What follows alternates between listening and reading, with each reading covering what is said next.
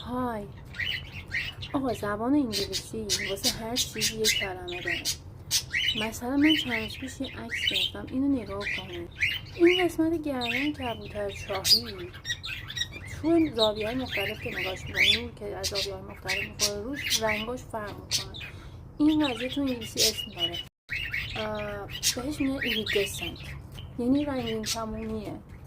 این پدیده رنگین کمونی داشتم اینه که با کالرفول متفاوته. کالرفول یه چیزیه که به صورت ثابت همیشه رنگی رنگیه، ولی ایریدسنت ما تو زاویه مختلف رنگ‌های متفاوت ازش میبینیم. حالا ایریدسنت خودش از کلمه ایریس از یونانی، از سوی اساطیر یونانی میاد. ایریس یه الهه‌ای بوده که پیام‌ها رو از آسمون به زمین منتقل می‌کرد از طریق رنگین کمون. یعنی ایریس خود کلمه‌اش تو یونانی یعنی رنگین کمون. بعد این کلمه میچرخه وارد انگلیسی میشه و در انگلیسی گل زنبق رنگ‌های مختلفی داره، بهش میگن آیریس.